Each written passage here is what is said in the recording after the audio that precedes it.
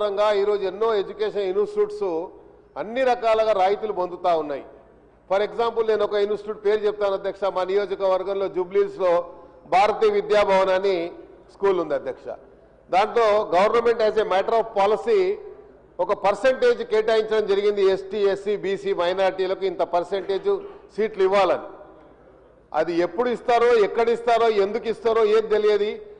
మా నియోజకవర్గం కానీ ఎక్కడి నుంచైనా ఒక రిప్రజెంటేషన్ వస్తే మేము పంపిస్తే సార్ ఈ కోటా అయిపోయిందని చెప్తారు. ఈ కోటా సమాచారం మరి అధికారుల దగ్గర ఉందా, లేకపోతే వాళ్ళ మీద ఏమైనా యాక్షన్ ఇనిషియేట్ చేస్తారా? ఏ మన దీంట్లో తీసుకుంటున్నారు, పారామీటర్స్లో వాళ్ళు తీసుకుంటున్నారు, ఏ కేటగిరీ వైజ్గా తీసుకుంటున్నారు, తీసుకుంటే పూర్తి సమాచారాన్ని ప్రభుత్వం దృష్టికి తెస్తున్నారా లేదా? భారతీయ విద్యాభవన్ మాత్రం టోటల్లీ అధ్యక్ష అది సింగిల్ హ్యాండెడ్గా మొనోపలి అయిపోయింది. ఆ మొనోపలి ఇన్స్టిట్యూట్ని మనం కంట్రోల్ చేయాల్సినటువంటి బాధ్యత ప్రభుత్వం పైన ఉంది. కాబట్టి I request through you honourable minister sir, దయచేసి దీని మీద సీరియస్ యాక్షన్ తీసుకోండి.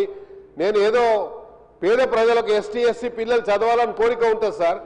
లైక్ మన పబ్లిక్ స్కూల్లో సార్, మా మంత్రి గారు కూడా పబ్లిక్ స్కూలే చదివారు. మరి మేమంతా నిజాంలో చదివినాం, అందరికి పబ్లిక్ స్కూల్లో చదివిన వాళ్ళమే కాబట్టి అక్కడ కేటగిరీ ఉండేటప్పుడు ఇచ్చేవాళ్ళు. అలా క్లియర్గా మెన్షన్ చేస్తారు, అక్కడ ఉన్నటువంటి బోర్డులో డిస్ప్లే చేస్తారు.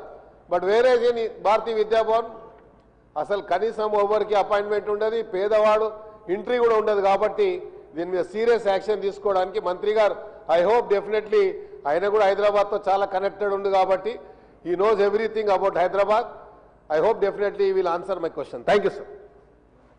చాలామంది గౌరవ సభ్యులు సప్లిమెంటరీ క్వశ్చన్ అడగాలనుకుంటున్నారు, కానీ సభా సమయం చాలా విలువైంది. క్వశ్చన్స్ మొత్తం కావాలంటే మనము 0 అవర్లో మీకు అవకాశం ఇవ్వబడుతుంది. కాబట్టి గౌరవ మంత్రి గారు జవాబు ఇవ్వాల్సిందిగా కోరుకుంటున్నాను.